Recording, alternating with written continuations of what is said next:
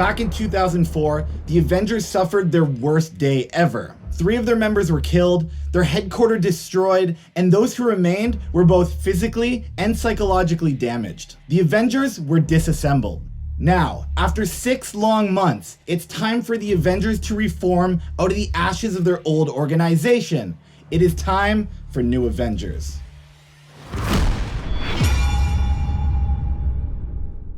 Welcome to A Marvelous Life. I'm S.H.I.E.L.D, and today we are looking at one of the most significant series in modern Marvel Comics, the New Avengers. But wait, if you have not seen my last video on Avengers Disassembled, pause the video and go back and watch it. Don't worry, we will be here when you get back. So if you're all caught up now, let's go on to the big question. Why is the New Avengers series important? Well, there are several answers for that. First, the New Avengers sported arguably the greatest roster of all time, at least in my opinion. It includes mainstays Captain America and Iron Man, fan favorites Wolverine and Spider-Man, your dream girlfriend Spider-Woman, the godlike Sentry, and the mysterious Ronin. The best part of this lineup is team leader Luke Cage, who is criminally underutilized even to this day. This really bothers me because Luke Cage has all of the characteristics needed to become one of the best Marvel characters of all time. Sadly, Luke Cage really only enjoys A-list status for the duration of this series, after which he simply goes back to his more street-level stories.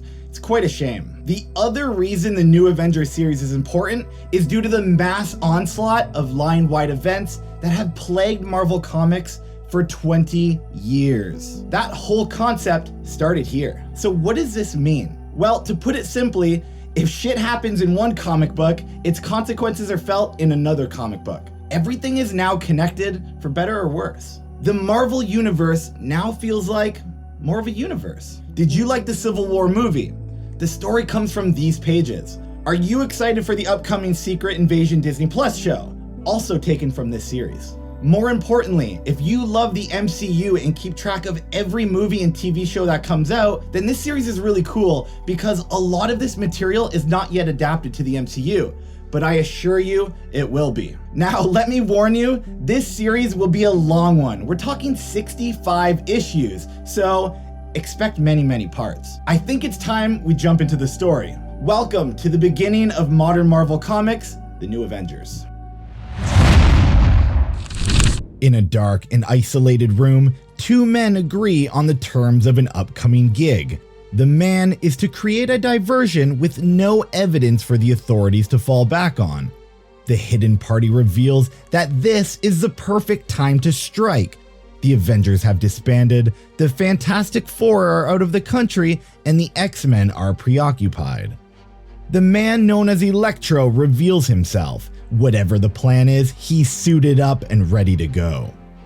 As the sun sets for the evening, a helicopter approaches the Raft, a high-tech maximum security prison located off the coast of New York City. The Raft is run by the government agency known as S.H.I.E.L.D. If you have watched any of the MCU movies or TV shows, then you have definitely heard the name S.H.I.E.L.D. It stood for many things throughout the years, but we'll use the acronym that the MCU is currently using. Strategic Homeland Intervention, Enforcement and Logistics Division. The purpose of S.H.I.E.L.D. is quite simple: national and global security by any means necessary. And in many cases, they are not the good guys. Stepping off the helicopter is the renowned blind lawyer Matt Murdock, the vigilante known as Daredevil. At his side is his bodyguard and friend Luke Cage, the man with the unbreakable skin. Entering the prison, the two meet with the S.H.I.E.L.D. agent in charge, Jessica Drew, the superhero known as Spider-Woman. Jessica explains the purpose of the Raft, a prison responsible for housing the world's most dangerous superpowered criminals. As they descend into the lower levels of the prison, far below the water's surface, Jessica reassures them that this place is one of the most secure locations in all of America. With adamantium-lined cells and an army of highly trained soldiers, there is absolutely no way anyone could ever...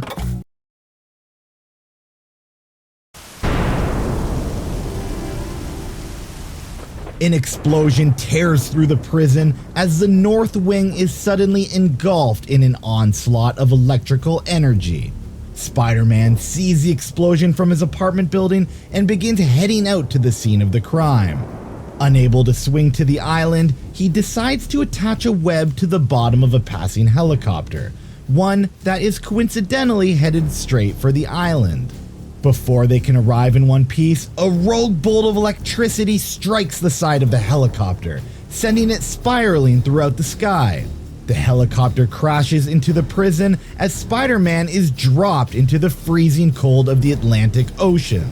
As Spider-Man climbs out of the water, he is greeted by Captain America and the S.H.I.E.L.D. agents who survived the helicopter crash.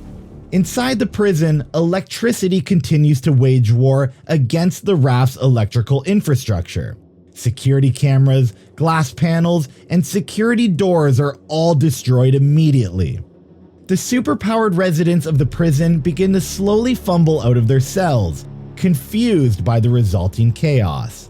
The man behind the prison break is none other than Electro, who wastes no time in telling the prisoners that they better remember who broke them out. In the lower levels of the prison, Matt Murdock and friends are violently thrown to the ground. Electro's explosion has caused the building to fall apart. Realizing they are short on time, Matt shouts at Jessica to show him the room of Robert Reynolds, the man they had arrived to meet. Jessica points to one of the locked doors. Inside the cold, dark cell, a man with long, disheveled hair sits with his head hung low. He is not just a prisoner of the Raft, but the most powerful person on the planet, the Sentry.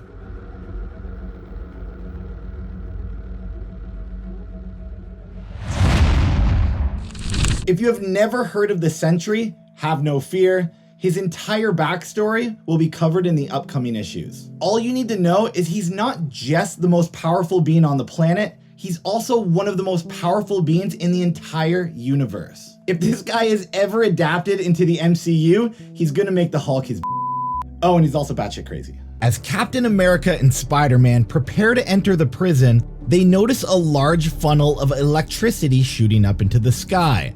The purpose of the prison break is somewhat revealed. Electro was releasing someone specific, although currently unknown. In the wake of Electro's blast, the released prisoners begin to swarm around the newly constructed exit. Spider-Man looks on in shock as some of the world's worst criminals stare back at him. Before he can react, Spider-Man is quickly pulled into the swarm and attacked from every angle. One of the villains, Jigsaw, grabs his arm and snaps his bone, sending a loud cry from Spider-Man. Meanwhile, in the prison's lower levels, Jessica Drew uses her powers to create light, allowing the S.H.I.E.L.D. agents to examine their surroundings. This light reveals a hideous monster creeping in the shadows, Carnage, one of the world's most dangerous serial killers. Carnage plows through the heroes, sending them flying in all directions. He then uses his tendrils to kill several S.H.I.E.L.D. agents. As Daredevil fights off another prisoner in the background, Luke Cage and Jessica Drew try to put down the crazed Carnage, but to no effect. He is simply too strong. Suddenly, the man known as the Sentry appears at the entrance to his cell. He has come to the aid of the heroes. You might be asking why the Sentry is important and what is he doing in prison? Well, according to Reed Richards, Robert Reynolds put himself in prison after killing his own wife. Reed believes there's more to the story, however, and has sent Matt Murdock to the prison to investigate what really happened. Is he a hero or is he a villain? We will find out. Carnage turns towards the Sentry and attacks with his sharp tendrils. However, they are caught in the hand of the Sentry, who glares back at him. The Sentry grabs the tendrils and flies through the roof of the prison, dragging Carnage up into the sky. Completely helpless against the godlike strength of the Sentry, Carnage can do nothing but hold on for the ride. Upon reaching the upper atmosphere, the Sentry brutally tears Carnage in half, tossing his remains into space. Back on Earth, Jessica Drew and the crew escape the prison's lower levels and join the action at the surface. Spider-Man and Captain America struggle to hold off the staggering number of released prisoners. Iron Man quickly joins the fight in an attempt to bolster their fighting strength. He quips that maybe they shouldn't have disbanded the Avengers after all. Secluded from the fight, a man with purple skin leans against a wall and calls forth Luke Cage. The man is Zebediah Kilgrave, with the power to make you follow his every command. Kilgrave tells Luke to kill his friends and then himself. With his mind being warped by the will of Kilgrave, Luke begins to fall under his spell.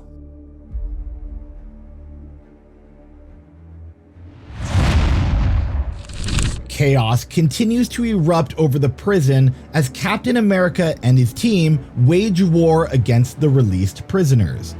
Kilgrave begins taunting Luke Cage, promising that he will take good care of his wife, Jessica Jones, after he's dead. Is there a reason why Kilgrave selected Luke Cage as his target? Well, yeah. In the 2001 comic series Alias, we follow the life of Jessica Jones, the wife of Luke Cage. Within this series, she encounters Kilgrave, also known as the Purple Man. Kilgrave uses his mind control powers to essentially make Jessica his personal slave for 8 months. 8 months. This ended in a brutal beatdown by the Avengers, who assumed that Jessica was a threat. Jessica Jones gave up the superhero life because of Kilgrave. So, needless to say, there is some history there. Suddenly, Luke's trance ends and he fixes his gaze on Kilgrave.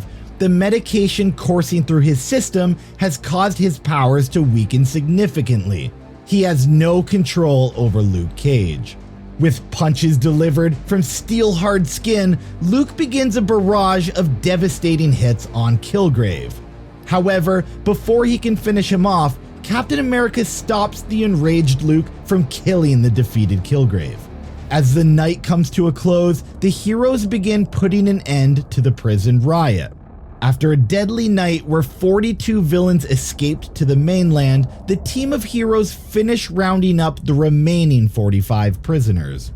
As the war finally dies down and the prisoners are placed back under arrest, the Sentry appears above the prison. For better or worse, the most powerful being on the planet is now released. The very next morning, a S.H.I.E.L.D. helicarrier flies above New York City. The calm, beautiful morning stands in stark contrast to the previous night.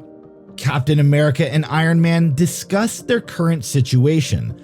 42 villains on the loose, and something must be done immediately.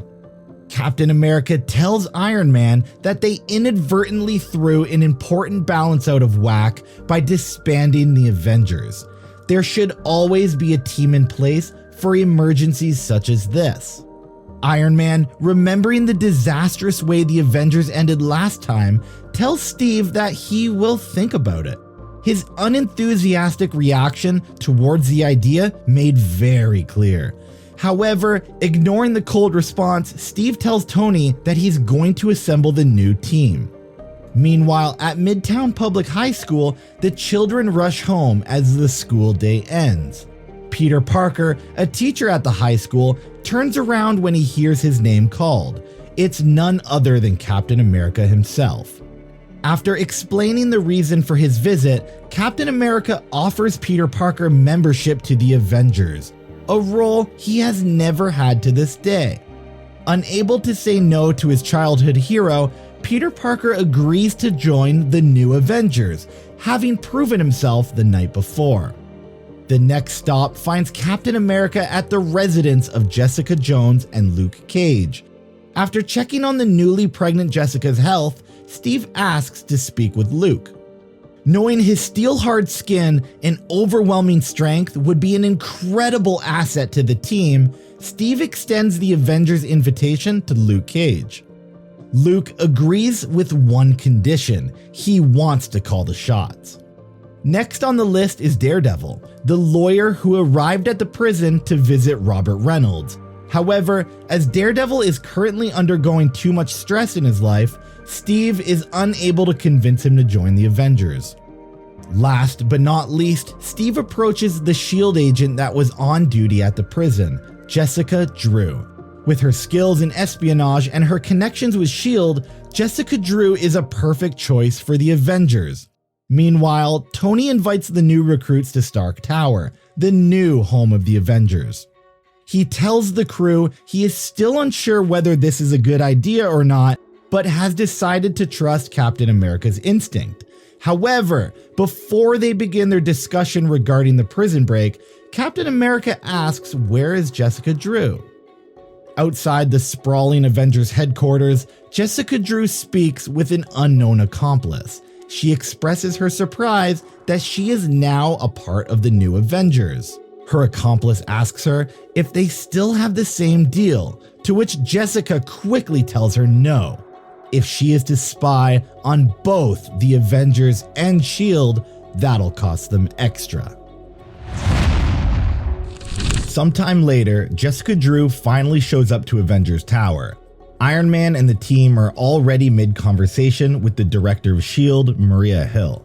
Maria Hill tells the Avengers that their help is not needed. S.H.I.E.L.D. will find and arrest the escaped prisoners on their own. Tony informs her that he is not asking permission. He has reassembled the Avengers and is looking to round up the escaped prisoners, with or without S.H.I.E.L.D. As the Avengers end their conversation with Director Hill, Jessica Drew dons her Spider-Woman costume and rejoins the group. A question I'm sure a lot of you are asking is, why is she called Spider-Woman? Well, there are two answers. Within the Marvel Universe, Jessica gets her powers through prenatal radiation exposure. Essentially, her mother was hit with a laser beam that contained the DNA traits of several different species of spiders. This backstory is explained in the 2005 series, Spider-Woman Origin. This exposure gave her all sorts of spider-like powers, hence the name. But the truth is far simpler than that. Back in the 1970s, Stan Lee was convinced that another company was going to take the name Spider-Woman and trademark it. So he created a character with the name Spider-Woman so nobody could steal it first. Way to go, Stan. The Avengers begin to scan the computer files of all the escaped prisoners, 42 in total. Tony unveils a small bit of digital footage captured by the Raft security cameras. Spider-Man, surprisingly, recognizes Electro from a blurry picture of his shoulder. After scanning recent money transfers, Iron Man determines he's in Boston. After looking through his accounts, he discovers that Electro has been eating at the same diner every night for 3 weeks straight. With their destination set, the Avengers head for Boston. Meanwhile, Electro arrives at the diner as expected. He scans the environment as if looking for somebody. When the waitress comes outside, Electro approaches her. She recognizes him and immediately snaps. He disappeared weeks ago and she hasn't heard from him since. Electro tells her that he's come to save her from her mundane life. He has enough money for them to take off, but they need to go now. However, the Avengers' sudden presence abruptly ends the conversation, causing Electro to panic. He attempts to electrify the Avengers, but is caught in a force field by Iron Man, leaving him completely helpless. Luke Cage then threatens to beat him into submission, causing Electro to faint in fear. Knowing they are racing against the clock, Spider-Woman has a plan B to figure out who he broke out of prison. They need to head back to the scene of the crime, the Raft. Back at the Raft, Spider-Woman unveils her genius plan of coaxing the prisoners into cooperation. The first person to give up the name of the prisoner that Electro released gets a fresh box of donuts. The prisoners begin screaming the name Carl Lycos in hopes they can obtain the closest thing to a normal meal in years. On the Quinjet, the Avengers look up the name Carl Lycos, but find a startling surprise. His files have been locked by someone within S.H.I.E.L.D. Clearly, someone is going to great lengths to hide their tracks. Thankfully, Spider-Woman knows where Carl Lycos is from, the Savage Land. If they are to find answers, they need to track him down ASAP. Never heard of the Savage Land? Well, that's because it's not yet introduced in the MCU. Yet. Located in Antarctica, the Savage Land is a tropical reserve where dinosaurs still exist. Its history is a little convoluted, but I'll be sure to touch base on it in a future video. For now, just imagine a hidden, prehistoric land that looks like Earth a million years ago. Upon arriving in the Savage Land, the Avengers begin to head for Carl's last known location. However, as the Avengers begin their search, their Quinjet unexpectedly explodes, sending shrapnel in all directions. Lunging out of the fiery wreckage is a massive Tyrannosaurus Rex, and it begins sprinting towards the Avengers. Well, I did warn you about the dinosaurs. Spider-Woman and Luke Cage become separated from the attack and find themselves in the middle of the jungle all alone. Suddenly, Spider-Woman feels 3 sharp blades graze the side of her neck. Someone has caught her off guard, and she is now at their mercy. Tearing through the destroyed Quinjet, the T-Rex menacingly approaches the Avengers. As Iron Man gets too close, he is ripped out of the air and caught in the jaws of the mighty beast. Nevertheless, Iron Man uses his powerful Omni Beam to completely eviscerate the inside of the T-Rex's mouth. As Captain America exhales a sigh of relief, Spider-Man asks an important question. Where is Jessica and Luke? Within the jungle, Jessica feels the icy cold blades graze against her neck. Using her spider-like reflexes, she grabs the man by the wrist and flips him onto his back. She then takes the blades and stabs them into the man's own neck. Only after the devastating attack does she realize what she's done. She stabbed Wolverine with his own claws. As Wolverine heals his injuries, he explains why he's here.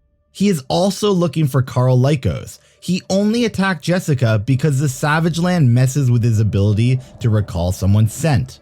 Wolverine tells the Avengers that he was tipped off regarding Carl Lycos. A person by the name of Hudak called the X-Men to let them know about the prison break. It turns out, before Electro was hired, the criminals went to Hudak first. Trying to live on the straight and narrow, Hudak called the X-Men and told them of the plot to release Lycos. As Wolverine finishes explaining the reason for his visit, they are immediately surrounded by mutates, the creatures who call the Savage Land home. One of the mutates approaches and uses her magic to put the Avengers to sleep. One after another, they succumb to her hypnotic powers. Sometime later, the Avengers awaken, suspended in the air and naked.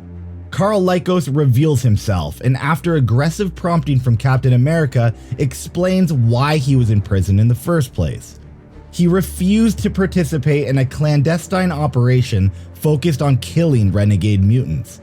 Due to his refusal, he was unfairly imprisoned by the US government. Carl explains that S.H.I.E.L.D. and the government are just as bad as the worst criminals and refuses to go without a fight. Having heard enough, Tony decides it's time to break up the party and calls on his armor. Although they managed to get his armor off, the mutates could not completely power it down. On Tony's command, the armor springs to life and initiates battle mode. The armor targets Lycos and his fellow mutates, and begins a barrage of gunfire that destroys most of the camp. The Avengers quickly grab their gear and suit up, knowing they only have a few minutes before the mutates catch their footing. As the battle breaks out, Lycos uses this opportunity to escape, running off before the Avengers realize he's gone. However, Wolverine runs him down and stabs him through the stomach, much to the surprise of the Avengers. As Carl Lycos slips away, he suddenly throws Wolverine to the side with immense strength. His human form begins shifting and transforming before his very eyes. Revealing his mutant abilities, Carl Lycos transforms into his savage alter ego, Sauron. Carl Lycos is a mutant. His powers essentially make him an energy vampire. He needs to suck the energy out of another living being in order to survive. If he sucks that energy out of a mutant, he turns into a giant pteranodon. And yes, he did name himself after the big bad of Lord of the Rings. Using another one of his abilities, hypnosis, Sauron begins to freeze the Avengers in their tracks. That is, until he takes a bullet to the head from an unknown assailant.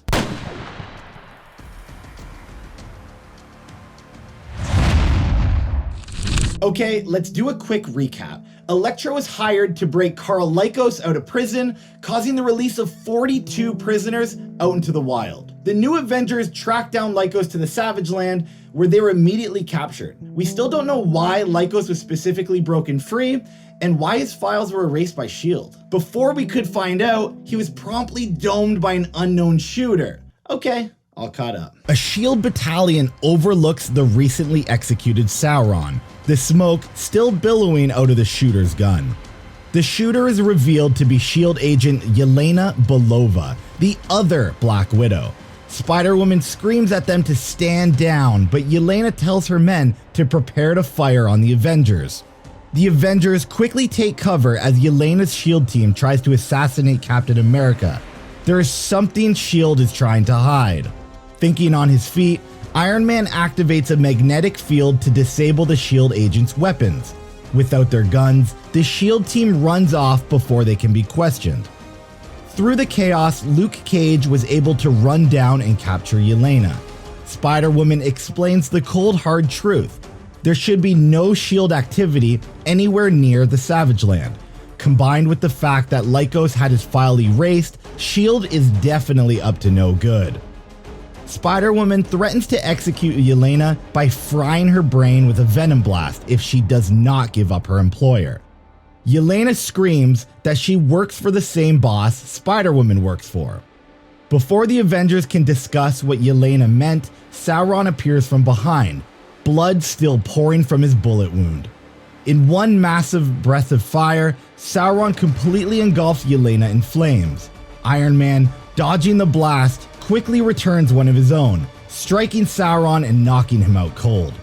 With Lykos in the Avengers' custody, they decide that it's time to escape the Savage Land, but first they need to find out where that rogue S.H.I.E.L.D. team was stationed.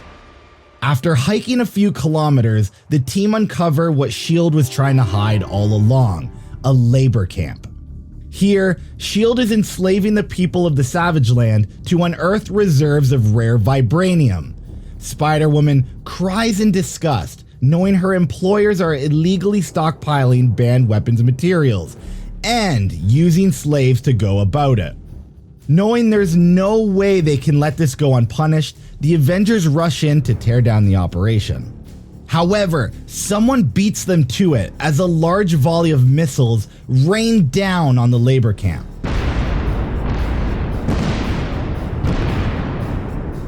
The Avengers are protected by a last-minute energy shield deployed by Iron Man. Every other living being in the area is instantly vaporized. As the smoke clears from the explosion, a S.H.I.E.L.D. helicarrier departs from the sky. It seems like S.H.I.E.L.D. was trying to cover their own tracks.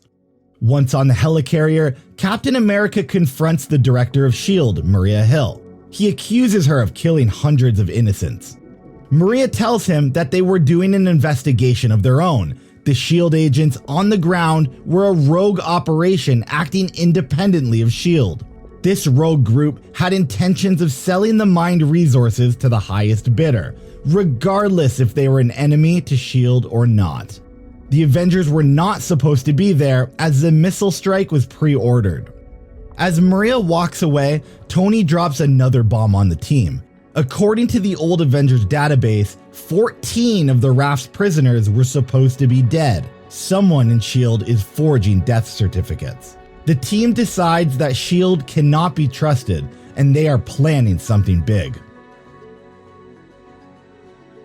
Off in a secret medical facility, Yelena Belova lays in complete ruin, the majority of her body covered in third-degree burns. An associate tells her not to worry. They will help her get back at the Avengers once and for all. Well, that's it. Sort of. That was the first arc of the New Avengers 2005 series. There's only about 60 more issues to go. Eventually, the videos are going to get longer because I want to take care of this entire series. If you're enjoying this series, please let me know in the comment section below. In the upcoming arcs, we're going to take a look at the Sentry, who I said before is one of the most powerful beings in the entire universe. We will also get familiar with the character of Ronin, who you may remember from Avengers Endgame. Lastly, we're going to look at some of the best events in the modern Marvel period, such as Civil War, Secret Invasion, and Siege. So stay tuned for more videos where we uncover the secrets of the Marvel Universe. In the meantime, I'm Nashology, and this is A Marvelous Life.